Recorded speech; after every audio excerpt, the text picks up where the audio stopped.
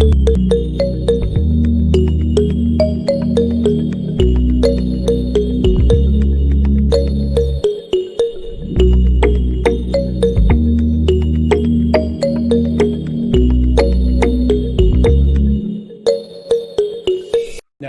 are going to be those that will say the standard has a lot of flaws, but then again, there never really was one before. So I think over time, looking at it from not what's wrong with it, but what do we need to do to improve it so we can get where it is we want to go, I think that approach is going to end up doing a lot for the knowledge management standard and for the discipline of knowledge management. Does that make sense? Yeah, yeah.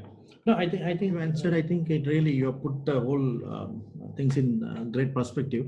There are 2 points which probably I wanted to share. I mean, one is, I mean, you know, I started this conversation with the model of CSP, which I told before standard your model was there. After standard it is there. So similarly, there's so many such models by so many people, very practical, which are available across, right? Now, what this standard has helped is, I mean, today, if I have to sell to my C-suite or anybody else, I need to, if I have to use yours, then it's a challenge. If I have to use somebody else, then it's a challenge. So the standard kind of provides one unified model where we can at least sell to the C-suite saying that, okay, this is the knowledge management model. I mean, you know, how we define what we do, I mean, how do you want to customize it? It all depends on the organizational need. But fundamentally, this is what is a great framework. I think, as you mentioned, again, it comes to your last conversation, we have a great starting point to develop it into a greater body of knowledge. Now, when it will happen, how, in what form, shape it will take, I think as we start applying and implementing and sharing, I think with time, I believe even that could also kind of, you know, emerge.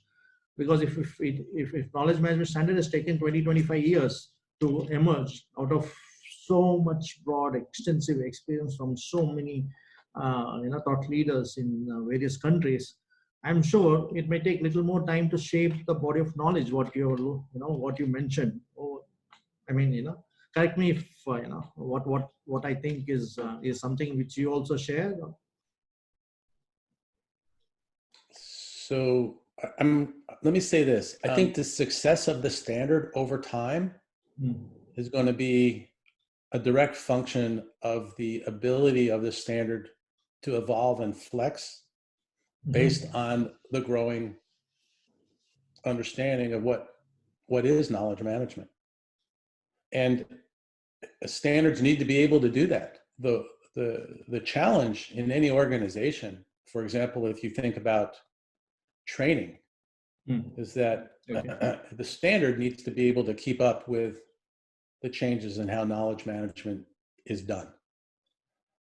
In a specific organization, when you learn from the work that you're doing and reinvest those learnings into your processes and practices, you also have to be able to make changes in the training associated with those processes and practices. The ability, I call this operationalizing learning. And the value in that is that many organizations will have a plan and they'll execute. They'll have processes and they'll execute. And they'll learn from those and make changes in their process. But there also has to be a commensurate and simultaneous change in the training associated with and around those processes, so that when people go through the training and come out the other side, they're actually coming out and beginning work based on the most current applications or learning or operational processes in the field. Okay. It's a huge problem when you go to school and you come out of school and they put you to work and you find out that that's not the way the work's really being done. Okay. And so I have a model on that if we want to talk about it later, but the point I'm trying to make is that as organizations learn and they update their training, those organizations that are able to align process execution and training will tend to do better over time. I would transfer that, I would draw a conclusion, in a perspective perhaps, that as we go through, as knowledge management continues to evolve, there's going to be fundamentals in the standard that are going to remain the same because that's the fundamentals of knowledge management. But there's going to be other things that are going to need to be adjusted. And so as an organization changes, so too must the standard change to be able to reflect the way knowledge management is really being done. So that when you're certified, and there are now going to be certifications not for necessarily individuals' knowledge management expertise, but there are, as you know, evolving certification. Yes. And audits and auditors being trained to take a look at your operation and the standard and to do the assessment to help that organization to improve based on the increasing changes in the standards. So I hope that, I know I went on for a bit, but I think that's really important. I think I really see the genuine, cause, and the area which you're talking about is also a major concern, and also because there are a lot of voices and there are a lot of really, it's all with the passion they're bringing out with various opinions, and it all makes sense. I mean, wherever they stand, it's true. And as I mentioned, as you also mentioned, maybe it has to evolve a bit more, and I think it's going to do with the time. And now, actually, associated with that, I have one question to ask you. I mean, I'm really kind of, since I work in an organization and I'm not a consultant, probably this is the question which I had in my mind to kind of really understand, like, you being a consultant, having a company, and now what is your greatest challenge in terms of organizations adopting knowledge management? There's like pre-standard, or now you being a consultant, like, how do you see with the standard? Do you kind of get some leverage in propagating knowledge management for organization adoption? Like, how do you see? I mean, do you see that the standards are going to facilitate that, the buy-in from the management much easier, or what has been your great challenges earlier? And with this standard, do you think some areas are covered or some leverage you get out of it? I mean, probably. I think I believe there's an expectation, as I just described, that the standard is going to standardize knowledge management in organizations. Now, it sounds kind of cliche, but I think what the standards are going to do is to provide a road, a framework, a pathway for organizations to begin to move forward. But what I think is going to be most important is how organizations actually develop a knowledge management strategy and the right implementing practices that are a fit for their business and operational environment, the area in which they work, the reason they exist, their mission, that the standards will help to guide that, but the standards in and of themselves cannot provide that strategy, cannot provide that context. It can provide, tools isn't the right word, maybe tools and techniques, targets of aspiration that organizations need to, would want to follow and achieve. Okay. But I'll say that even without a standard, you can still have knowledge, you can still successfully implement knowledge management in an organization. So I think the value of the standard is providing, I'll call it quote unquote legitimacy for knowledge management, putting it into the same category over time as people view accounting, government contracting and procurement, engineering, and all of the different disciplines.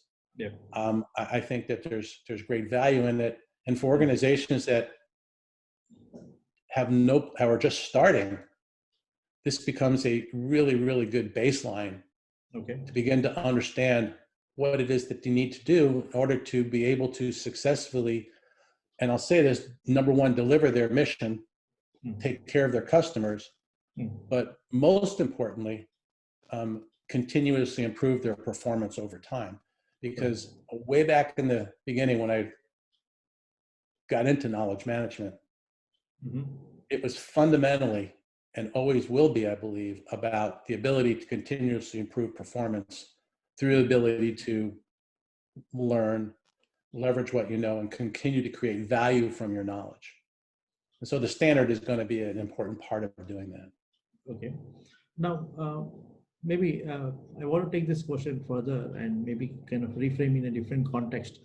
How do you see, like, if you look at knowledge management adaptation, whether it's standard, I'm not talking about standard, I'm talking about knowledge management in general, whether in various organizations or various countries, the penetration is, maybe as I mentioned, they may be using various labels to do some of the knowledge management initiatives, but there are, if you look at quality management, the organizations in doing ISO 9001 standards is like much greater, right? I mean, when it compared to knowledge management, formally organizations doing knowledge management formally is much smaller ratio, right? So how do you see that, the more organizations can appreciate the critical, as you mentioned, came to be critical function, and because most of the organizations today which are doing knowledge management are all the MNCs and large scale organizations and various sectors again. But when it comes to smaller scale and the bottom of the pyramid organization and startups and all, do you see or what do you think is the challenges for them that they start doing knowledge management formally? I mean, from your experience in US and the various North American or South American region, or what has been your experience like? What has been one of the real challenges for this organization to go about doing game formally? Or is it not needed, or like they need? That's a huge topic. So let's see if we can narrow it down a little bit. One of the keys, I believe, to successful knowledge management, whether you're starting your organization, your company, or you're a global multinational organization which already has ongoing knowledge management concepts and practices in place, there's something called knowledge leadership. Very often not discussed, but knowledge leadership, when we actually think about it, is not a job description. It's not a position. Knowledge leadership is more of a role in an organization that exists at all levels of the organization, from leadership through middle management down to the workforce and execution level. When we talk about knowledge leadership, what we're talking about is the development of a culture in an organization where everybody sees their role as an ability to improve, it sees their role as an ability to improve the capability to be able to capture knowledge, make sense out of it, share it, and in such a way ensure that the knowledge that the organization needs is available. I mean, we could have a whole separate discussion on what are the attributes of high-performing and knowledge-enabled organizations. That's but again, and from my perspective, it goes back to those 5 areas: people and culture, processes, enabling technology and tools, content management, CAM structure, and governance. And so organizations, for example, that demand collaboration amongst leadership and workforce, I believe over time are going to be able to more effectively implement a knowledge management strategy and roadmap than those where it's a one-off kind of a thing, an end of the year budget project. As you said at the beginning, you asked the question right about my knowledge management journey. Knowledge management and the implementation of knowledge management, it is a journey. It deals with the evolution of business and operational environments. It deals with adapting to change. It deals with everything that you need to do in order for an organization to succeed, and to be able to modify your ability to create value from your knowledge over time is really what's, I believe, most important. And so organizations where knowledge leadership is a fundamental part of the culture of the organization, I think they tend to have a distinct advantage in their ability to sustain an investment in knowledge management and to actually reap the benefits and the value and the rewards from creating value from their knowledge over time, which shows up in the data, it shows up in the profits, it shows up in the net worth of an organization, it shows up in the longevity and extended life cycle of organizations, which is not to say that organizations that don't do that aren't going to be successful in some way. But if you look back over history, organizations that have been able to learn and adapt have been the organizations that do that much more effectively. And those organizations that actually have that as part of their culture over time, in my consulting experience, I find are the ones that actually end up with a greater return on their investment in knowledge management over time. I'm not sure whether I can ask this question or not, but you're free to answer or not. What percentage of organization in US have adopted knowledge management formally? I have no idea. Okay. I have no idea, Yeah. but what I will tell you, what I will tell you that I've observed over time, and this is my perspective, which may or may not be shared by others, is that the United States, I believe, lags behind many other countries in their appreciation for the value of leveraging knowledge and the application of a consistent and disciplined processes to create value from knowledge over time. And I base that not on scientific data, but on my observation of working in the continental United States, internationally with other organizations, across different sectors like international financial institutions, manufacturing organizations, public sector organizations at the federal and state level. I think that we have a way to go in the United States. Yeah, it's not necessarily bad or good necessarily, but I believe that the United States, organizations in the United States tend to lag behind the rest of the world in their appreciation of the value that knowledge management can provide in an organization. And I'm not talking about just technology or AI. I'm talking about the global perspective of knowledge management. Okay.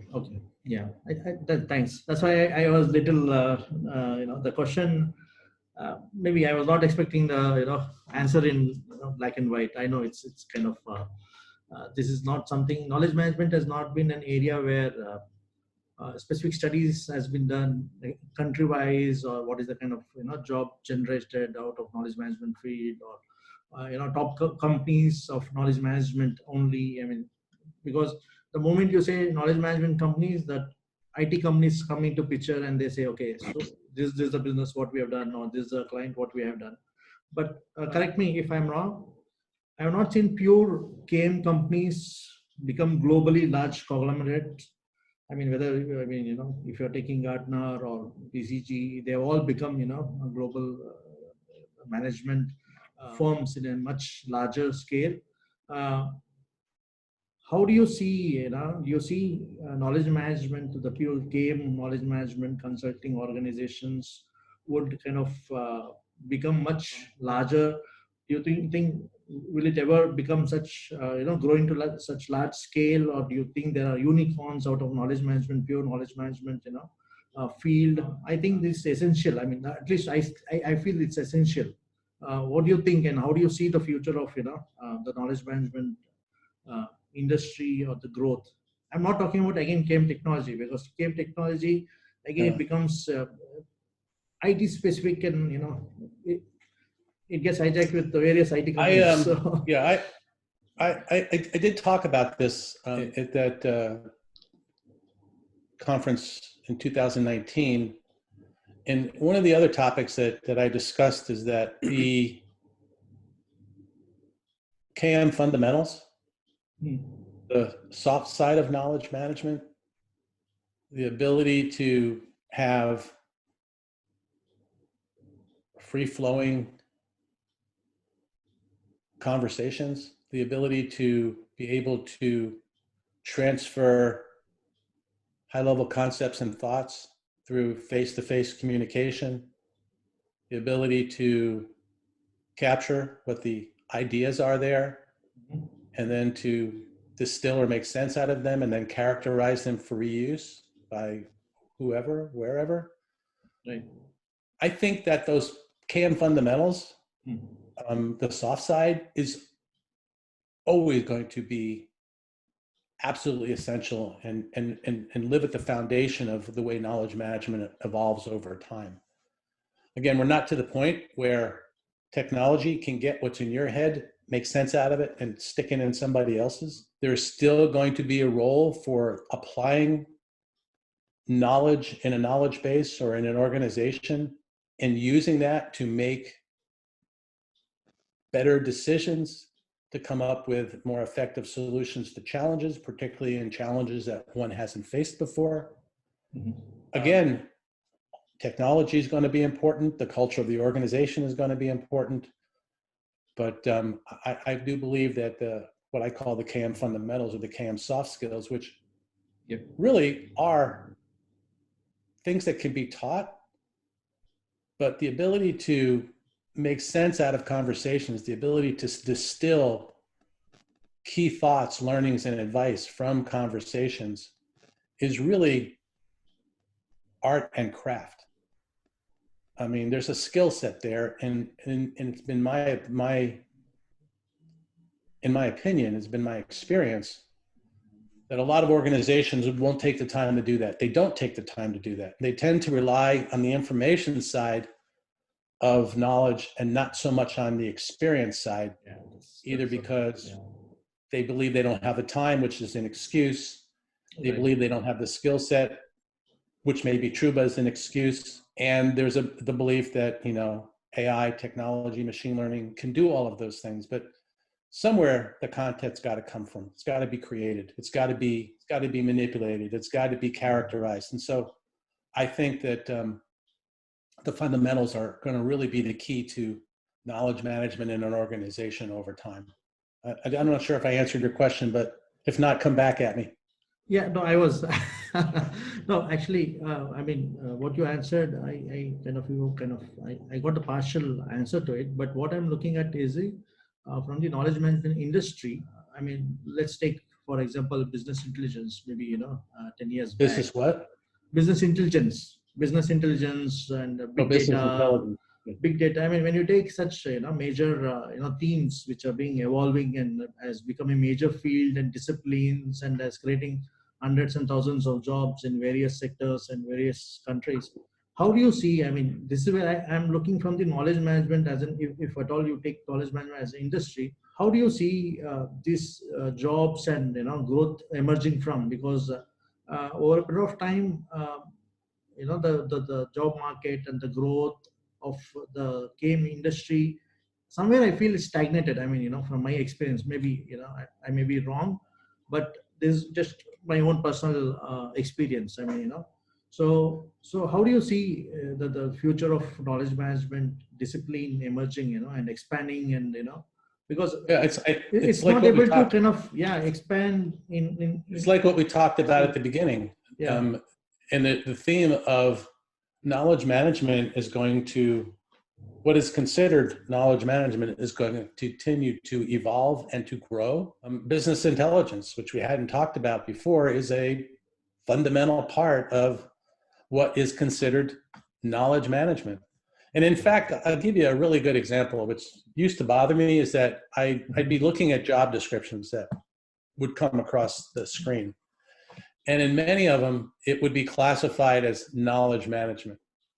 Okay. But in fact, what it was information management, the creation of content, communication strategy.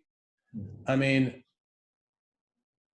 not necessarily, it's not wrong, but I think what it's reflective of is the view that people have of what is considered knowledge management. And so you'll have purists that may actually think knowledge management doesn't include those things. But if you think about what knowledge is, and then you go to what knowledge management is, it's going to be all of those things, and it's going to continue to change over time. And so I think that you're going to find that those that will be successful in the knowledge management field will recognize and have an appreciation for change, and be able to adapt their understanding of what those changes are in the ability to deliver what I would call effective or good knowledge management within their organizations. Okay. Yeah, I mean, yeah, it's I think somewhere, I come to realize that, knowledge management is so intertwined, and it's part of everyday life. You cannot, the existence cannot be independent. And at the same time, if you take away, nothing can exist. So any field expansion is based on the knowledge. So you have to just manage it, hence that field emerges and expands. So knowledge management in itself is everlasting. I mean, it cannot have a definite shape and, kind of domain specific. I mean, from whatever. What's it's really kind of philosophical. Get into more really of philosophy. Important. Yeah. What's really important philosophically is not what you call it. It's what you do. Yeah. So something as simple as learning, taking the time to learn before you do something, taking the time to learn why you're doing something, and taking the time to learn after you do something, and finding a way, whatever way that is, to reflect on that and make sense out of it, and then communicate and share it with others, or make it accessible so others can access it. You could call it Frank, you could call it Tom, you could call it anything you wanted. It's more important about the fact that you're actually doing something, and you're looking at it not as extra work. Oh, I've got to do this. It's, yeah, we do this because this is the way we work. It is part of the DNA of our organization. So I think that's really going to be, that to me is the most important aspect of success with knowledge management. Doesn't have to be fancy, doesn't have to cost a lot. It can be simple and straightforward, and it can be scaled to the organization's size and mission. True. No, that's my story, and I'm sticking to it. No, Bill, I think I truly agree with you, and I've seen and I really have experienced what you share, and I do also share a similar kind of experience as well. And I'm able to understand and also agree to all the points you mentioned so far. And in fact, it's been a great reflection, when I've been hearing sharing what you have been doing during this conversation has been really great for me. Again, to know about your thoughts on knowledge management and how you see the standards and various other, digital transformation, especially. That's been really, how you put the whole thing holistically, and how you see the things fundamentally about execution, doing, action. I think it all starts from there. Though we got a little bit philosophical at the end, but I really kind of, enjoyed speaking with you, because I see the time, it's already, we kind of maybe short more than 5-10 minutes more. But I think this is what the conversation about knowledge management, really the passion arises when we have start speaking about it. We can keep talking hours to come, right? So, and I really appreciate your time and willingness to participate in this conversation and share your thoughts and your views and opinions, and it means a lot to me. And if you have any specific, any last, before we end or conclude, is there any specific thing which you want to share, or anything which you think, what's your vision? Maybe I want to hear your vision, like for KM, like, what do you want? How do you want to see it? I guess the only thing I'd say is relax and KM onward. Yeah, simple and yet, execution oriented. I appreciate that. Yes. Yeah. Great. Yeah. No, I appreciate the opportunity to talk with you. I like the work that you're doing. I think this is great. Anything that gets the word out, anything that expands the conversation. Again, conversation is like, it's fundamental to knowledge management success. Yes. I appreciate the opportunity, and I'm glad for the work that you're doing on this. Thank you. Thank you for all the support. And probably by the time we air this web series next month, even my book will be also, I'll be launching my book also. Good. By the time January, and as in token of appreciation, I would be sending across the book to you as well. Please do read and that'd be nice. Thank you. Yeah. Yes, I look forward to it. Yeah, that is a small compliment, and it's just to say thank you. Yeah, really appreciate it, and look forward to more conversations like this on more serious topics and go more deeper, more time. And I have enjoyed it really. Thanks a lot. I really anytime, just reach out. Thank you very much. Have a great day. Okay, thank you. Thank you. Bye.